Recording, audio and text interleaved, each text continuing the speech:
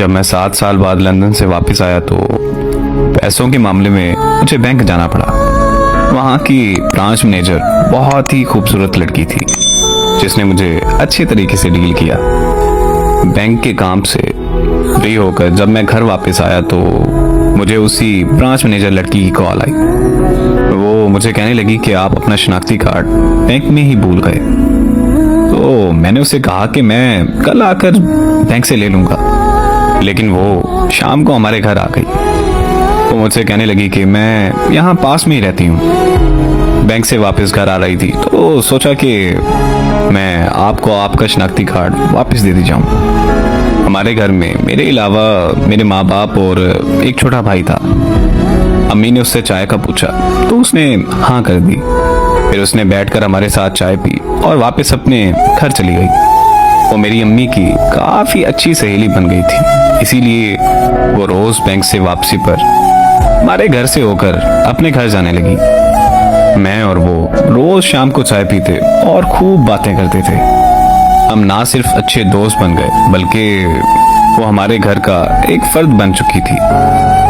फिर एक दिन उसे पता चला कि मैं लंदन वापस जा रहा हूँ तो वो मेरे कमरे में आकर रोने लगी और ये कहने लगी कि मैं आपसे बहुत ज़्यादा प्यार करती हूँ। मैं आपको देखे बगैर नहीं रह सकती, इसीलिए रोज़ आपके घर आती हूँ। आप प्लीज़ मुझसे इतनी दूर मत जाएं। उसका इजहार मोहब्बत सुनकर मुझे बहुत खुशी हुई क्योंकि मैं भी उससे बहुत ज़्यादा प्यार करता था, मगर इजहार करने से डरता था कि कहीं हमारी दोस्ती भी ख़त्म ना हो जाए।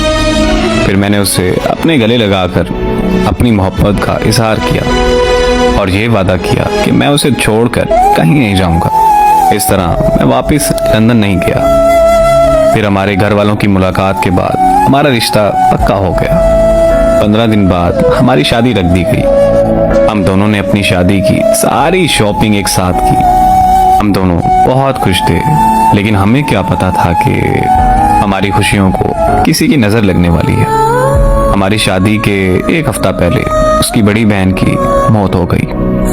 उनके घर में मातम सा छा गया। ऐसे हालात में हमारी शादी मुमकिन नहीं थी, इसीलिए हमारी शादी कुछ महीनों के लिए रोक दी गई।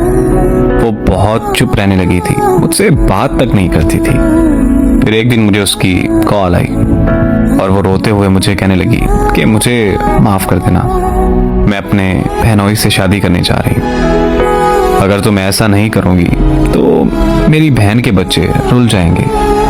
और फिर रोते हुए उसने कॉल बंद कर दी। उसकी शादी वाले दिन मैं लंदन वापस चला गया और अब 3 साल बाद वापस आया हूँ। मैं वापस पाकिस्तान आना नहीं चाहता था, लेकिन अम्मी की जिद की वजह से मैं वापस आया। सुना है कि वो अपनी ज़िंदगी में बहुत खुश है। अल्लाह हमेशा उसे खुश ही रखे। मुझे नहीं पता कि उसने जो किया वो बेवफाई थी या वफा, मगर मैं आज भी उसे बेहद मोहब्बत करता हूँ और मैं उससे मोहब्बत अपनी आखिरी सांस तक करता रहूँगा।